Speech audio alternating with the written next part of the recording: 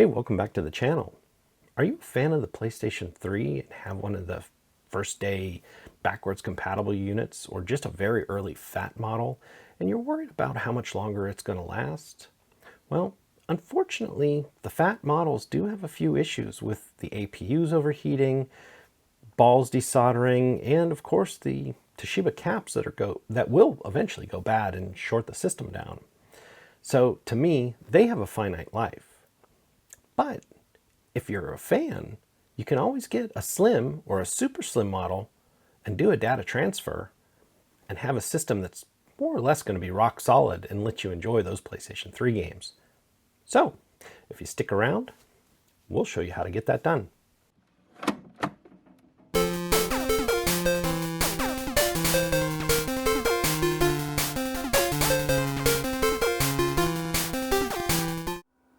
All right, on the bench today, we have a viewer requested video. As you can see, we have a pair of PlayStation 3s on the bench. And yes, these are old, but since I deal with a lot of retro games, guys want to know, was it possible to transfer from one system to another? Because, well, let's face it, these have a tendency of failing. And if you're like me, who has a fat, especially a backwards compatible fat original PS3, I know people will disagree with me, but these guys are just ticking time bombs. There are several issues internal that cause problems. We have overheating issues. The APUs have been known to burn up. And of course, the Toshiba capacitors, which were just an oddball, they're all failing. So if you've got one of these guys that's still in working condition, like me, that's great. But it does have a finite life. Now, the Super Slim took care of most of the overheating issues and, of course, got rid of those Toshiba capacitors. But the model in between, which is the Slim, also got rid of some of the overheating issues. It does have the Toshiba issue, but those can be changed, and for some reason on those particular models, they didn't seem to cause as big of an issue as they did with the originals. So this is going to be a pretty quick and easy walkthrough on how to take your beloved PlayStation 3 and stick it in another one. Now, word of advice, or caution, really. The Super Slims didn't always have a hard drive in them. So before you get started, you need to verify that the model you have is using a hard drive. Now, as far as I know, all the Slim models did, but when you transfer, you need a hard drive at least as big as the one that you're transferring over. Now, in this case, since this is my own, I know that I had upgraded the drive to about a 325 gig hard drive just because I was playing it. And in this one, we just threw a 500 gig in it quick for the sake of this video. On the fat PS3, there's a door right here on the side that just pops off, then you can get to the hard drive. On the Super Slim, this side slides backwards and lifts off and you get access to the hard drive.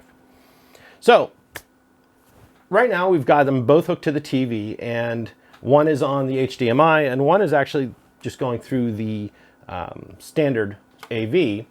So if we come back to our standard AV, you can see how bad it looks, but these do output. So this is the one we're going to transfer to this one.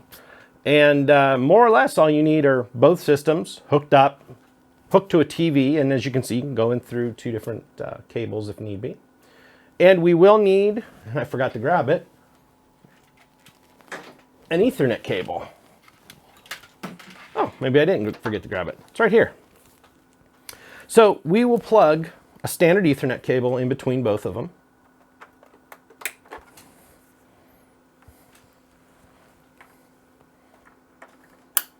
Oh, and you will have to forgive me. I've noticed in the last couple of my videos, the brightness seemed to be changing. I don't know if it was a camera issue or if it was something in post-production.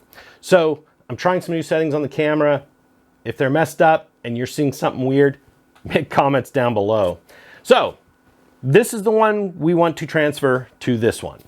So we're going to start with the controller plugged into this side. And it's really pretty simple.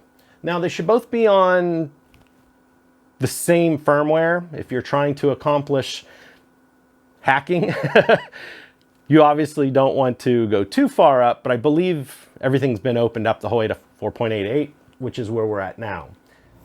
All right, before we get started, there'll be a few things we'll want to do. The first thing is we're going to want to deactivate our account, because you can only have essentially one system active with bot games and bot videos. So we're going to come down to system activation, PlayStation 3, games. You're going to deactivate it here. So you're going to have to be logged into whatever account that you normally log into. So it's deactivated. We're also going to want to come back and make sure that you are up to date on your software, both systems. And we'll get back into that. Then under network settings, you're going to want to make sure that your media server is disconnected. So if we hit triangle, well, in this case, we're just going to hit X. The software has changed a bit. We're going to disable it. And we're also going to turn off our internet connection. So we can just go between a data cable between the two.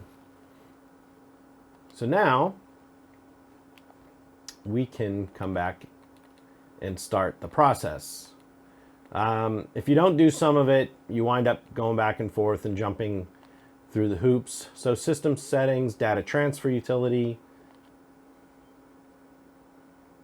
and we're going to go from this system to the other one.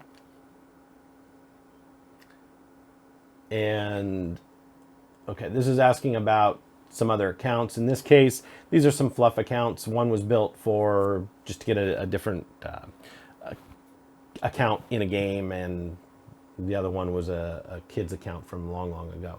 So we're not going to try to set it up. So we're going to say no, we don't want to cancel. And it's going to say hook up the cable. All right, now I was trying to use two different controllers, but the other one was really buggy. So we're just going to transfer back and forth here. And let's go ahead and get to our other system. So, okay. So from here, we can do the same thing. Make sure we're updated, which we are. Come back down to network settings. Now we don't have to obviously,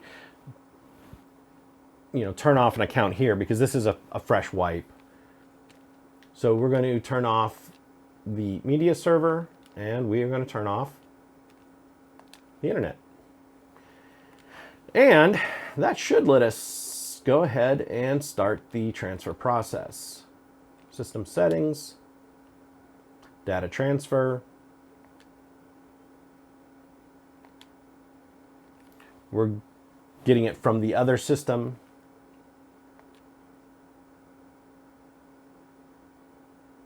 And if everything's happy, it should start.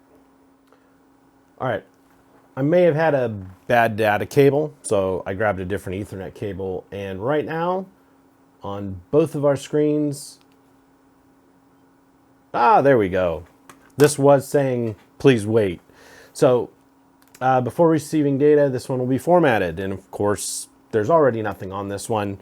And we'll just say yes. Yes. This is this guy right here that we're looking at.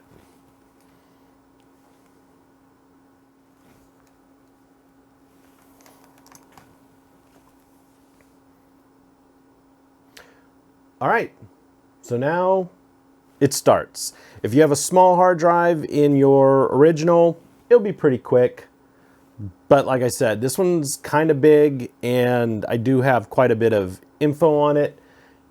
And this is going to take some time. And we'll be back when this gets to the end. All right, after only 3.5 hours, we finally got the transfer completed on this one. So, if we get back into it,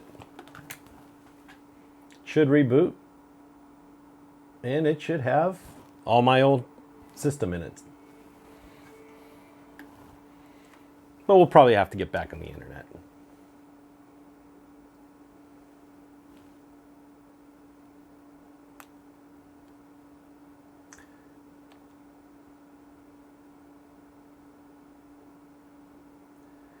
And there it is. All my old games. Pain. It's an absolute great game.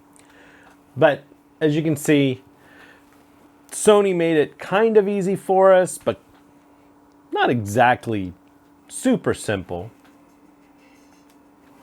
Let's get out of there so it's not making noise. But if you have any questions or comments, go ahead and make them down below. But when you're doing the transfer, there's several things to keep in mind. First, you need to do your updates.